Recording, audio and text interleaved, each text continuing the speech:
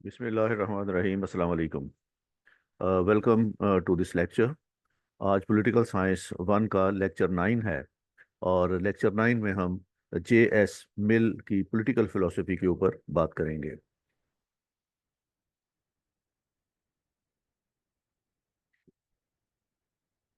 JS. मिल या John Stuart मिल 1806 से 1873 तक का इसका अरसा है। was born on 20th May 1806 in North London। तो ये भी यूके का फिलोसफर है। और ये जैसे हमने पहले पढ़ा था, जर्मी बेंथम को पढ़ा था, तो ये जर्मी बेंथम की आइडियोलॉजी को ही फर्दर इसने आगे बढ़ाया है। His father James mill was a student of Jeremy Bentham. John followed his father into a job at the East India Company until the company ends in 1858। John Stuart mill east India company का मुलाजिम था और ये company 1858 तक ये इस company के साथ रहा। And he died on 6 May 1873। John Stuart Mill की फिलॉसफी के तीन इंपॉर्टेंट एस्पेक्ट्स हैं और ये तीनों एस्पेक्ट जो हैं ये आपके सीएसएस के एग्जामिनेशन के लिए बड़े इंपॉर्टेंट हैं। और इसकी फिलॉसफी में सबसे पहले तो इसने कॉन्सेप्ट ऑफ लिबर्टी बड़ी इलेबोरेशन के साथ दिया है। दूसरे नंबर पे इसका गवर्नमेंट का जो रिप्रेजेंटेटिव गवर्नमेंट का कॉन्सेप्ट इसने दिया, वो बड़ा अच्छा कॉन्सेप्ट दिया इसने। और तीसरा इसने प्रोपोर्शनल रिप्रेजेंटेशन का कॉन्सेप्ट दिया।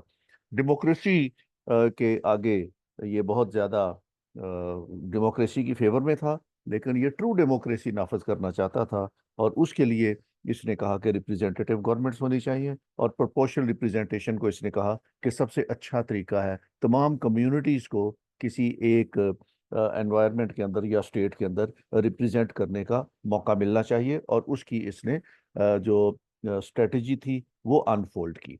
तो आज के लेक्चर में हम ये तीनों कॉन्सेप्ट उसके डिटेल के साथ देखेंगे। सबसे पहले इसका कॉन्सेप्ट ऑफ लिबर्टी। आपको कल मैंने जो लेक्चर दिया था उसमें हमने बेंथम की कॉन्सेप्ट ऑफ लिबर्टी देखे थे। तो आज इसके हम जे.एस. मिल्स के कॉन्सेप्ट देखेंगे और ये कॉन्सेप्ट मिलते जुलते हैं जो हमने बेंथम के कॉन्सेप्ट्स को देखा था। Mill says that liberty consist in doing what one desires. Liberty क्या है कि जो शख्स कोई चीज करना चाहता है, जिसकी उसको ख्वाहिश है, वो कर सकता हो, इसको लिबर्टी कहते हैं। Liberty of individual is the very foundation of a stable society. Mill कहता है कि अगर आपने ये देखना हो कि कोई सोसाइटी कितनी स्टेबल है, तो उसमें ये देख लें कि वहाँ इंडिविजुअल्स को लिबर्टीज कितनी दी हुई हैं।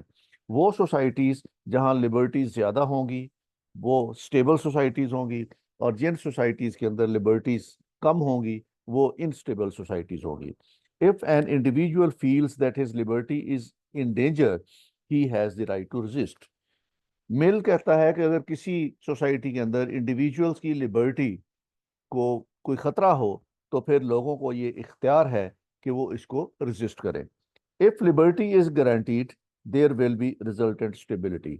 अगर किसी मुआशरे के अंदर लोगों को लिबर्टीज मिल जाएं और वो गारंटी की हुई हो, तो उस मुआशरे में फिर वो कहता है कि स्टेबिलिटी ही रहती है। वो मुआशरे कभी अदम तवाज़ुन का शिकार नहीं होते।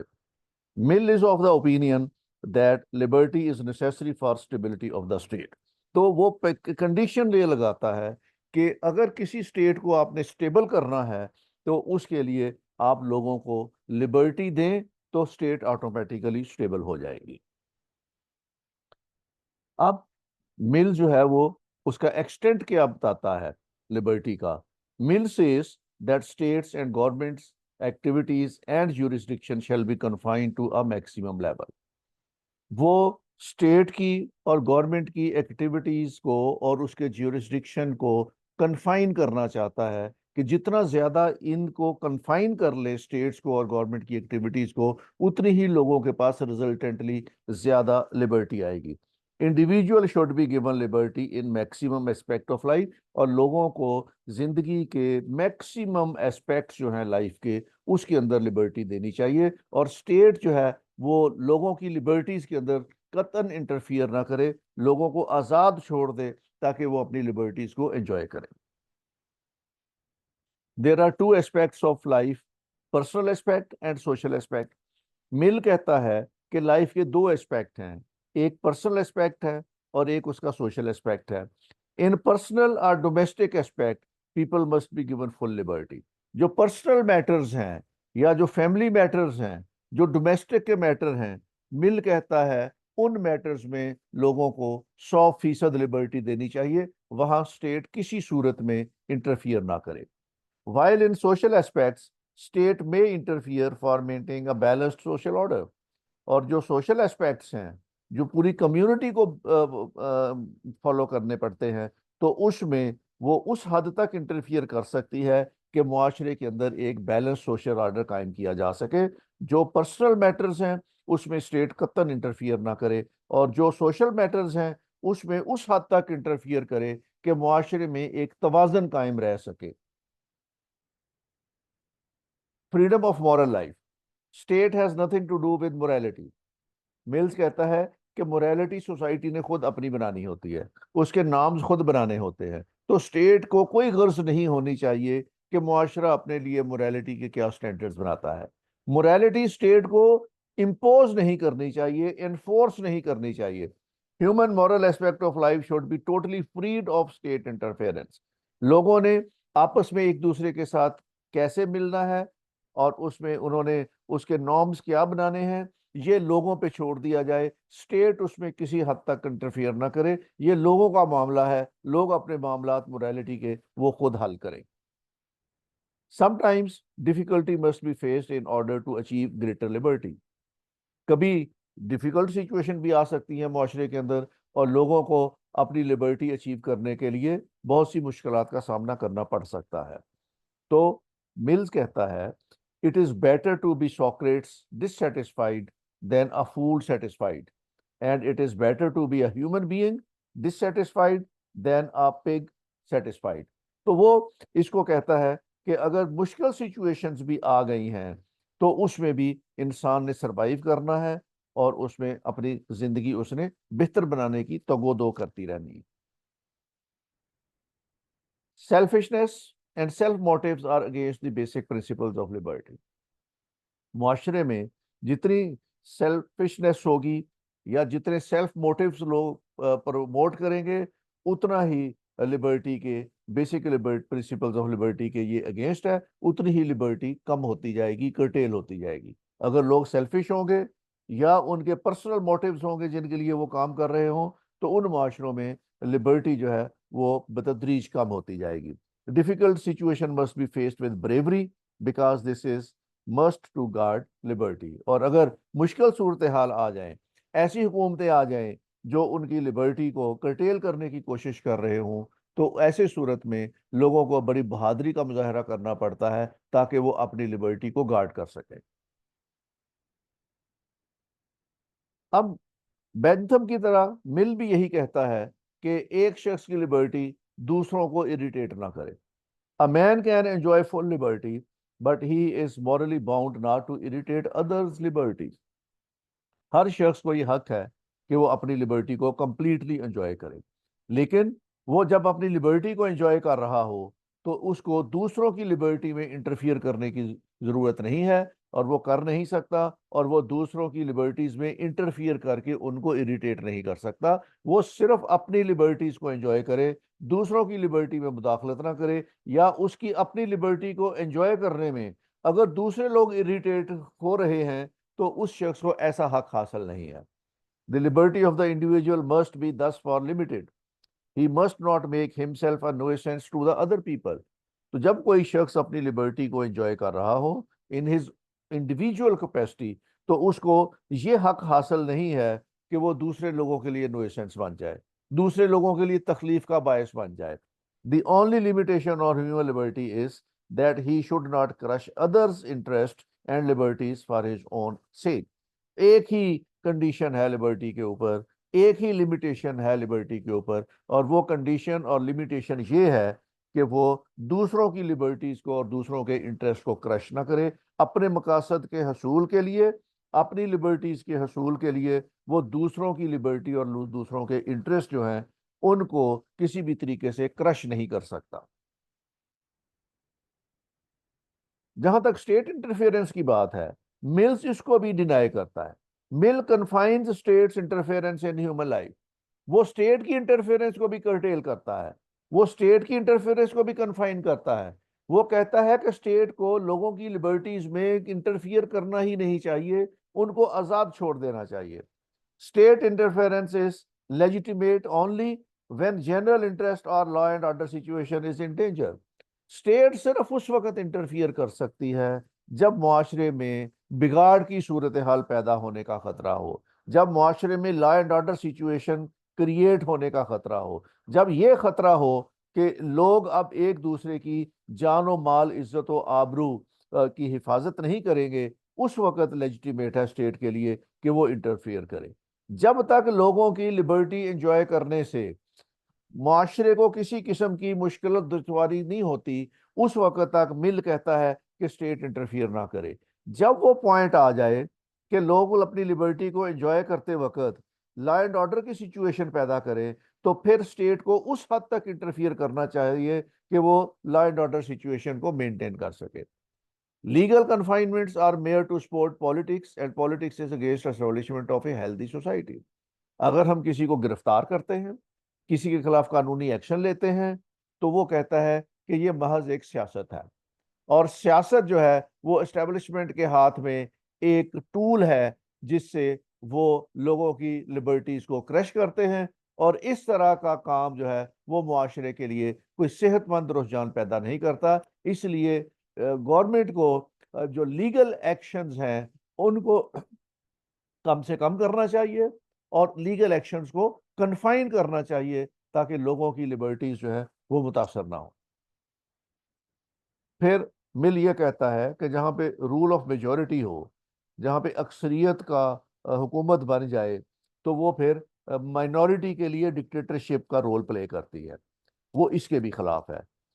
Political evolution in Europe gave power to subjects, and the concept of national states and rule of majority created dictatorship of the majority.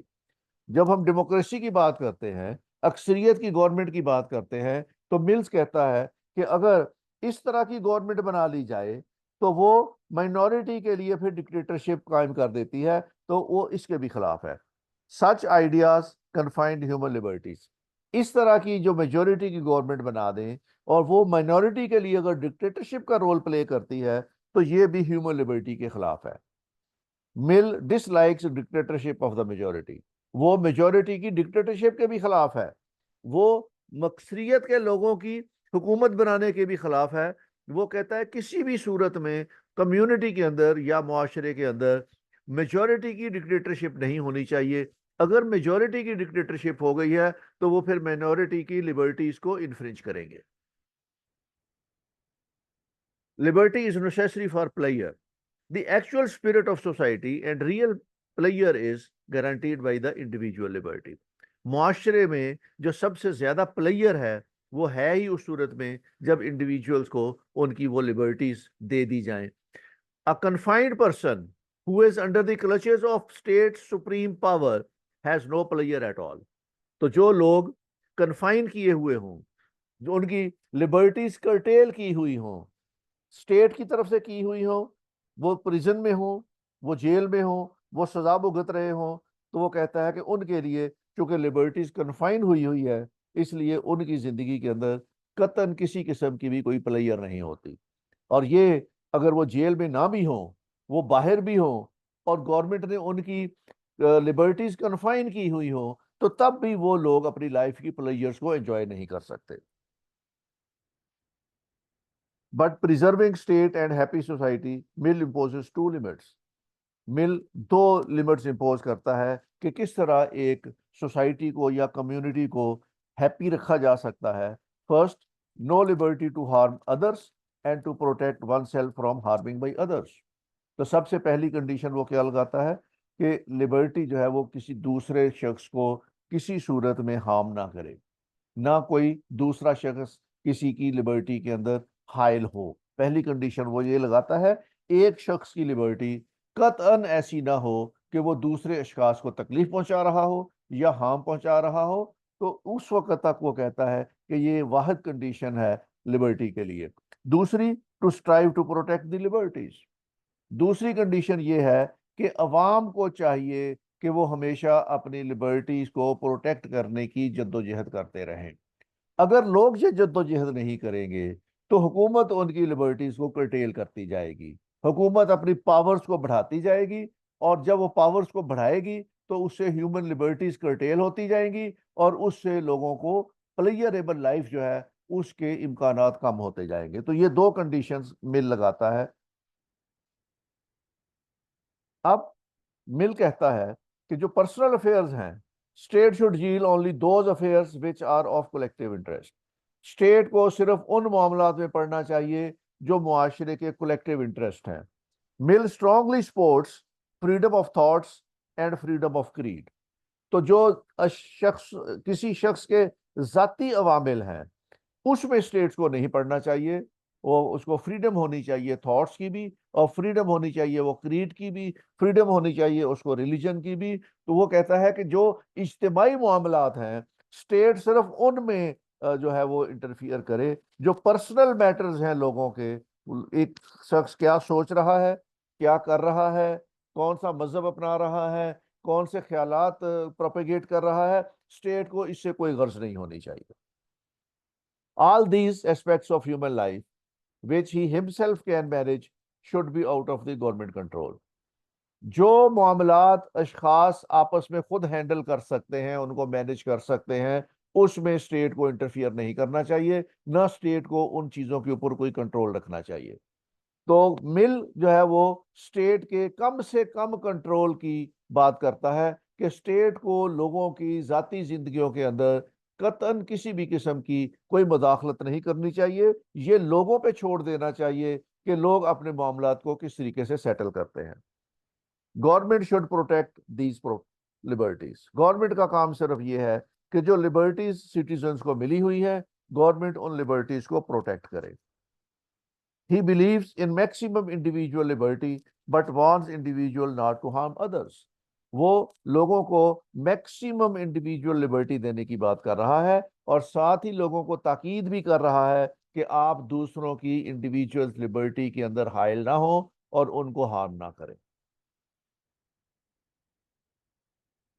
इस तरह की लिबर्टीज देने के लिए मिल जो है वो लॉ को सोवरियन बनाता है। वो कहता है सोवरेनिटी ऑफ लॉ होनी चाहिए। Law is sovereign because it provides peace. Law is sovereign because it provides liberty. Law is sovereign because it provides freedom. People spend their lives easily when there is peace. जब अमन होगा तो लोग अपनी जिंदगियां बड़े आराम के साथ गुजार सकेंगे। Peace is a source of pleasure for human body. जो अमन है ये भी लोगों के लिए एक सोर्स है प्लेयर का। Law sometimes preserves particular interests that are against humanity. Therefore, sovereignty of law is anti-liberty. तो अगर लॉ को हम सॉवरियन बना दें तो लॉ ने तो बहुत से काम ऐसे करने हैं जिसमें उन्होंने कुछ पर्टिकुलर क्लासेस हैं उनके इंटरेस्ट को उसने महफूज करना है या उनके इंटरेस्ट को प्रिजर्व करना है।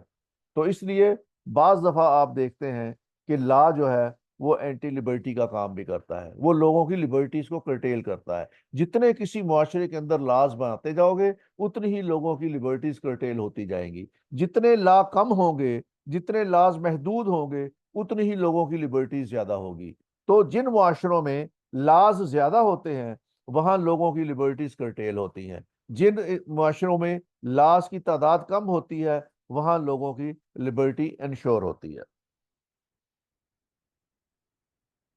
अब मिल गवर्नमेंट के जुम्मे लगाता है और स्टेट के जुम्मे लगाता है कि उसने लिबर्टी को प्रोटेक्ट करना है। It is the prime duty of the state and government to protect human liberty. If government fails to protect individual liberties, such situation shall be very dangerous for society and the government. He advocates individualism.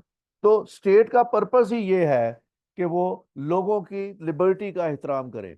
State का purpose ही ये है कि वो एक mean हो लोगों की प्रोग्रेस में, वो एक मीन हो, एक जरिया हो लोगों की सेल्फ एक्चुअलाइजेशन में। और ये सेल्फ एक्चुअलाइजेशन उसी सूरत हो सकती है जब स्टेट अपने लोगों की लिबर्टीज को प्रमोट करे। तो वो इसलिए मिल जो है वो बेंथम की तरह इंडिविजुअलिज्म को सपोर्ट करता है कि अफराद जो हैं वो ज्यादा अहमियत के हामिल हैं बनिस्बत स्टेट के, और स्टेट को अपने तमाम रिसोर्सेज इस्तेमाल करने चाहिए to give player to its individuals. Mill कहता है कि लिबर्टी दोनों सेक्सेस के लिए होनी चाहिए। The system which regulates the existing social relations between the two sexes is the legal subordination of one sex to the other. That is wrong in itself. And one of one of the chief interests to human development. मिल ये कहता है कि इस वक्त जो relationship है both sexes के दरमियान, ये एक लीगल सबॉर्डिनेशन है एक सेक्स की दूसरे सेक्स के साथ।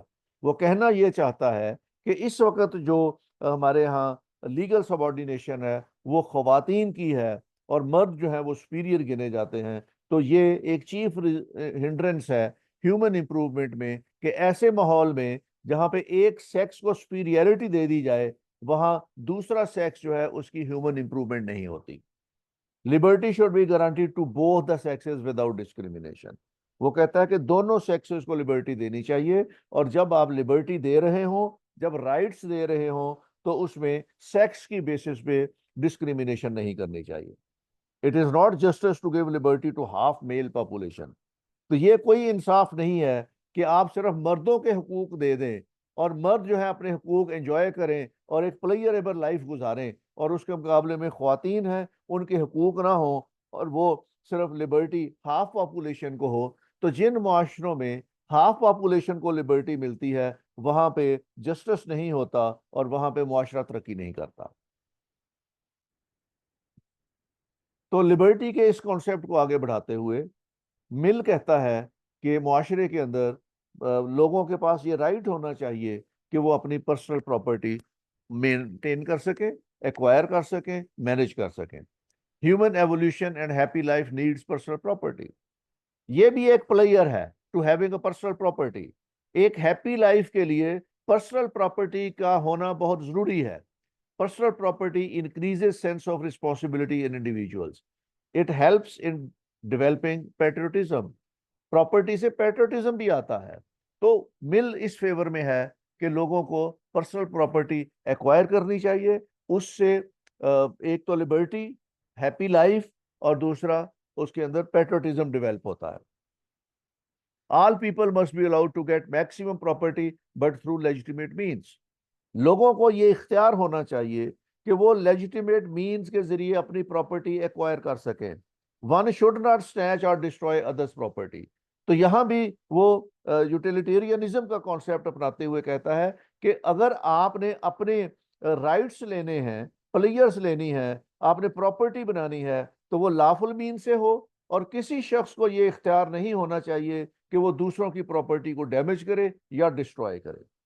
Both sexes should have liberty to get personal property. वो ख्वातीन के भी पर्सनल प्रॉपर्टी के पोजेस करने पे, एक्वायर करने पे, मेंटेन करने पे और मैनेज करने पे वो जोर देता है कि दोनों सेक्सेस को इख्तियार होना चाहिए कि वो पर्सनल प्रॉपर्टी वो ले सकें। अब वो ह्यूमन लिबर्टीज को इंडिविजुअलिज्म के कॉन्सेप्ट में भी देखता है। Mill says that parliament should make check upon government. Executive should comprise of few members assisted by a permanent civil service। तो एग्जेक्टिव जो हैं इनकी तादाद कम होनी चाहिए, और मेंबर्स जो हैं उनको असिस्ट करने के लिए वो एक परमानेंट ब्यूरोक्रेसी या सिविल सर्विस की अहमियत पे जोर देता है। He confines government sphere of action. अच्छा, वो अब गवर्नमेंट के स्फीयर ऑफ एक्शन को चंद चीजों तक कन्फाइन करता है। Individuals know their own interest in the best manner and should be allowed to work without public interference। लोगों को पता है कि उनके इंटरेस्ट क्या है, लोगों को यह भी पता है कि किस अंदाज में और किस मैनर में उन्होंने अपने ये इंटरेस्ट जो है वो एक्वायर करने हैं। तो इसलिए वो लोगों पे छोड़ देना चाहिए और गवर्नमेंट को इनमें पब्लिक के इन कामों के अंदर इंटरफियर नहीं करना चाहिए। Freedom of action of individuals is compulsory for their mental and moral education. तो ये वो जब तक आप लोगों को आज़ादियां नहीं देंगे, फ्रीडम नहीं देंगे, उस वक्त तक वो उनका जो ह्यूमन रिसोर्स कभी पॉलिश नहीं होगा।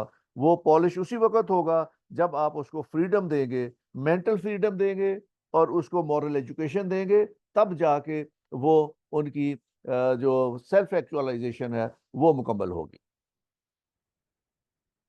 The only purpose for which power can be rightfully exercised over any member of the civilized community against ill will is to prevent harm to others. Government सिर्फ ये काम करे कि जब कोई शख्स मुआशरे को इस तरीके से नुकसान पहुंचा रहा हो तो उस हार्म को रोकने के लिए गवर्नमेंट एक्शन करे। अगर हार्म नहीं पहुंच रहा तो लोगों को फ्रीली मौका देना चाहिए कि वो अपनी लिबर्टीज को एंजॉय करें। जब लोगों को दी हुई लिबर्टी उस मुआशरे में बिगाड़ की सूरत पैदा कर रही हो तो दूसरे लोगों को उसके हार्म से बचाने के लिए स्टेट इंटरफियर करे, अदरवाइज स्टेट लोगों को आज़ाद छोड़ दे कि वो अपने मामलात खुद सेटल करें और अपनी लिबर्टीज को एंजॉय करें। His own good, either physical or moral, is not a sufficient warrant.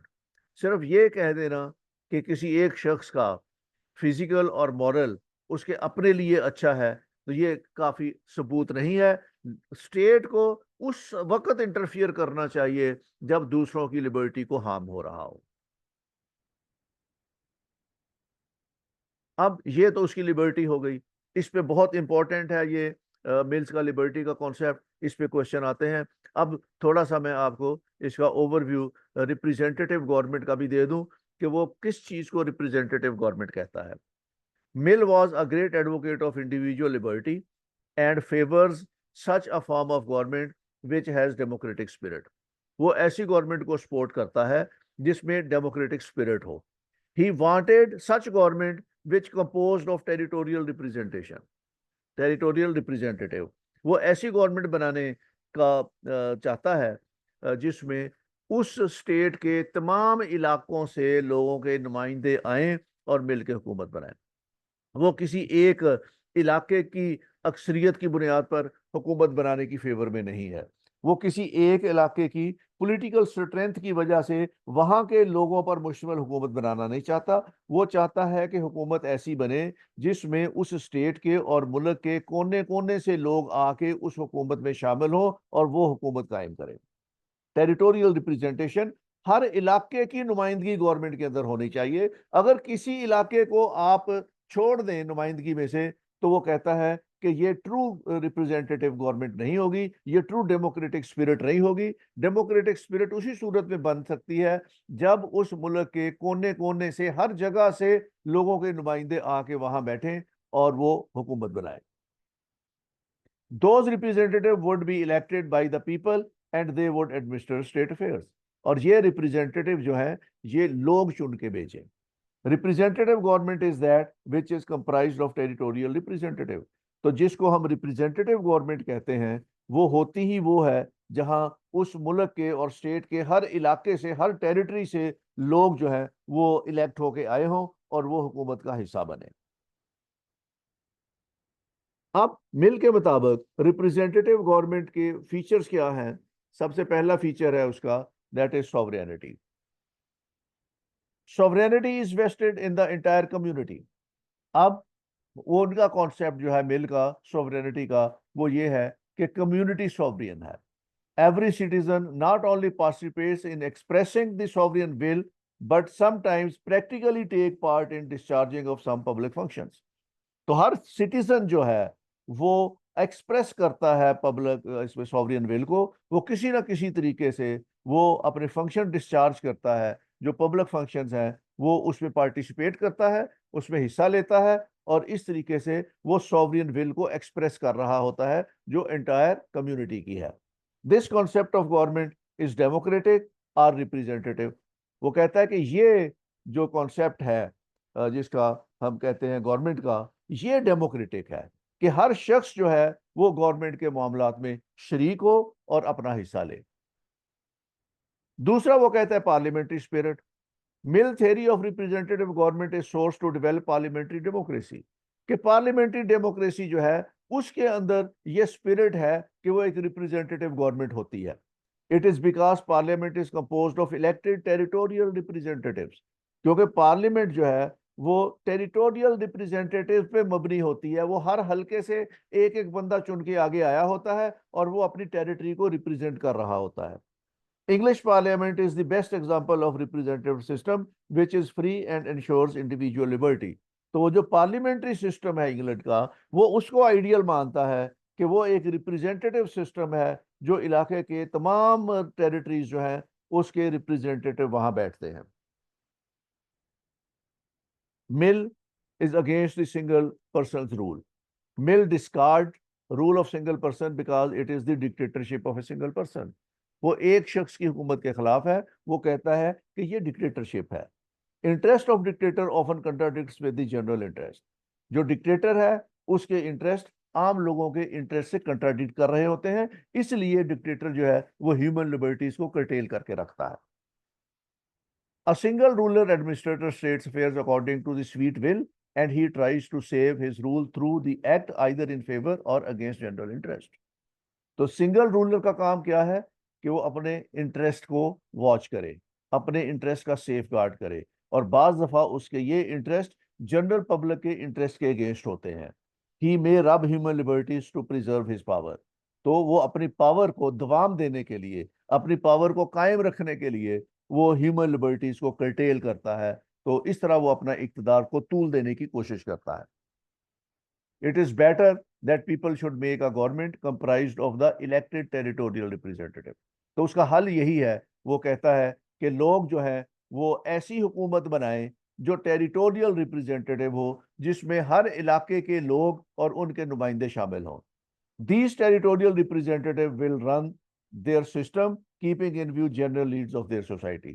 ये जो रिप्रेजेंटेटिव होंगे, टेरिटोरियल रिप्रेजेंटेटिव होंगे, वो अपने इलाके के लोगों की नीड्स को सामने रखते हुए सिस्टम बनाएंगे और फिर उस सिस्टम को चलाएंगे। According to Mill, best form of government is democracy. A stable democratic government is in need of consensus. तो डेमोक्रेसी सबसे बेहतर निज़ाम है, और डेमोक्रेसी की नीड क्या है कि मुआशरे के अंदर कंसेंसस पैदा किया जाए, तमाम लोगों को एक इक्विलिब्रियम पे, मेंटल इक्विलिब्रियम पे लाया जाए, तमाम लोगों को मुत्तफिका राय पे लाया जाए। Consensus is possible if all groups, creeds, races and nationalities are given representation without any discrimination. और ये कंसेंसस उस वक्त लाया जा सकता है जब उस मुआशरे के या उस स्टेट के जितने भी ग्रुप हैं वो क्रीड पे बेस कर रहे हों, वो रेस पे बेस कर रहे हों, वो मुख्तलिफ कौमियतों पे बेस कर रहे हों, जब तक उनको रिप्रेजेंटेटिव नहीं देंगे तो उस वक्त तक कंसेंसस नहीं होगा। तो कंसेंसस हासिल करने के लिए किसी भी स्टेट के अंदर रहने वाले तमाम लोग जो मुख्तलिफ क्रीड से हों, रेसेस से हों, नेशनैलिटी से हों, उनको पार्लियामेंट के अंदर रिप्रेजेंटेशन देंगे विदाउट एनी डिस्क्रिमिनेशन, तब कंसेंसस पैदा होगा। Although Mill opts for a representative system, but he is also aware of the dangers of the system। इस सिस्टम के कुछ मसाइल भी हैं। A general ignorance and incapacity in the controlling body in the state। Government in the hands of a section of population whose interests are not identical with the general interest and welfare of the community। तो जमहूरियत में भी बाज दफा, democracy में भी बाज दफा ऐसे ग्रुप इक़्तिदार में आ जाते हैं जिनके इंटरेस्ट कम्युनिटी के इंटरेस्ट के साथ वो कॉन्फ्लिक्ट में होते हैं। तो ये डेंजर हर वक्त लगा रहता है। रिप्रेजेंटेटिव सिस्टम में भी ये डेंजर लगा रहता है कि एक ग्रुप आपके वसाइल पे काबज हो जाएगा और वो फिर अपने जनरल इंटरेस्ट को वॉच करेगा और वो कम्युनिटी के वेलफेयर के काम को नहीं देखेगा। वो अपने इंटरेस्ट को जो है वो कम्युनिटी के इंटरेस्ट के ऊपर फोकियत देगा। मिल लाइक्स प्रोपोर्शनल रिप्रेजेंटेटिव। तो इसका हल वो क्या बताता है? इसका हल ये बताता है कि प्रोपोर्शनल रिप्रेजेंटेशन रख दी जाए। और प्रोपोर्शनल रिप्रेजेंटेशन क्या है? For a successful government it is essential that people of different creed and thoughts are given representation in the government's organ according to their numerical strength. कि एक स्टेट के अंदर जितने भी कौमियतें आबाद हों, जितने भी क्रीड आबाद हों, जितने भी मुख्तलिफ मकबा फिक्र के लोग आबाद हों, उन सब को उनकी तादाद के मुताबिक असेंबली में नुमाइंदगी दे दी जाए। तो ये प्रोपोर्शनल रिप्रेजेंटेशन होगा, ताकि कोई कम्युनिटी ऐसी ना हो जो अददी अक्सरियत की वजह से तमाम वसाइल पर काबू हो जाए। एक आबादी, अगर एक लोगों की आबादी कम है, एक कम्युनिटी की आबादी कम है, एक क्रीड के लोग कम हैं, तो जितना पॉपुलेशन उनका न्यूमेरिकल है सोसाइटी के अंदर, उतने परसेंट उनको सीटें पार्लियामेंट में दे दी जाए, तो ये प्रोपोर्शनल रिप्रेजेंटेशन होगी। If power is vested in pure majority, it is then no more than a tyranny of the minority. अगर मेजोरिटी को ही ताकत देनी है, तो वो तो माइनॉरिटी के लिए टायरेनी बन जाएगी। Government should equally treat all sect, races and creed. हुकूमत को तमाम लोगों के साथ यकसा सलूक करना चाहिए, और ये उस वक्त मुमकिन है जब गवर्नमेंट के अंदर तमाम मकातब फितर के लोग शामिल हों, तो तब ये मुमकिन हो सकता है। Intelligentsia, learned, morally high, and brave individual must also be given representation in order to encourage these values.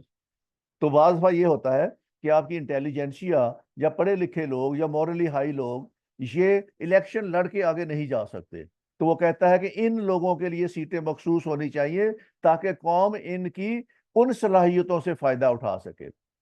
Therefore, proportional representation is a very base for this representative government. तो जो रिप्रेजेंटेटिव गवर्नमेंट है वो उस वक्त अच्छी होगी जब ये प्रोपोर्शनल रिप्रेजेंटेशन की बुनियाद पे बनाई जाए। अब वो इलेक्टोरेट के बारे में क्या कहता है? Mill does not deny the right to vote and say it is a natural right of all to cast vote, but the purpose is that electorate must be educated. कि हर शख्स को वोट का हक देना चाहिए, उससे ये हक नहीं लेना चाहिए, लेकिन वोटर की और इलेक्टोरेट की एजुकेशन का भी बंदोबस्त करना चाहिए, ताकि वो एक विजडम के साथ इलेक्शन में पार्टिसिपेट कर सके और अपने नुमाइंदे चुन सके, उसके अंदर कैपेबिलिटी हो कि वो अपने नुमाइंदे चुन सके। Vote is cast to solve national, social and political problems, and all people have no knowledge of social and political problems. Vote हम कौमी मसाइल हल करने के लिए, सोशल मसाइल और पॉलिटिकल मसाइल हल करने के लिए डालते हैं, लेकिन तमाम लोगों को इन मसाइल का इल्म ही नहीं होता। तो जब तक लोगों को एजुकेट ना करें, उनको इन मसाइल का इल्म नहीं हो सकता। इसलिए मिल ये कहता है कि लोगों को एजुकेट करना चाहिए ताकि वो इन इश्यूज को समझ सके। Majority of people is ignorant and their votes are valueless in solving social and political problems. जिन लोगों को तालीम नहीं होगी, इल्म नहीं होगा, नॉलेज नहीं होगा, जिनको अपने मसाइल का पता नहीं होगा, वो वोट के जरिए फिर अपने मसले हल भी नहीं कर सकेंगे। Education is to read, to write and to know basic mathematics. Private property holders and tax givers are the best electorate. वो कहता है कि जो लोग टैक्स देते हैं, जो लोग बिजनेसेस करते हैं, जिनकी प्रॉपर्टी है, वो बड़ा सोच समझ के वोट देते हैं, क्योंकि उनको अपने मुफादात अजीज होते हैं। वो नहीं चाहते कि एक गलत बंदे के हाथ में हुकूमत दे दें। मिल proposes that intellectuals, high educated and persons of high morality should be given right of more than one vote. तो वो कहता है फैसला करने का इख्तियार इन लोगों को देना चाहिए जिनके अपने इंटरेस्ट हैं, ताकि वो बड़ी सोच विचार के बाद फैसला करें कि उन्होंने किसको वोट देना है। By high qualification means those having universities degrees. तो जिनके पास यूनिवर्सिटी डिग्री है, उनको एक से ज्यादा वोट देने का हक हासिल होना चाहिए। Universal adult franchise. Mill favors universal adult franchise, and both the sexes have age more than 21 years have the right to vote.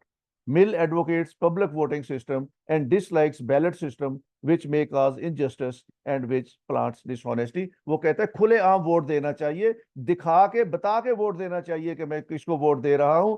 अगर आप बैलेट पेपर के जरिए वोट डालेंगे तो उसमें डिसऑनेस्टी का अवामिल आ सकते हैं। तो ये था आज का लेक्चर जिसमें हमने मिल्स को पढ़ा। कल हम इंशाल्लाह इसको पढ़ेंगे। जो अगला राइटर है वो मे बी हम उसको हैगल को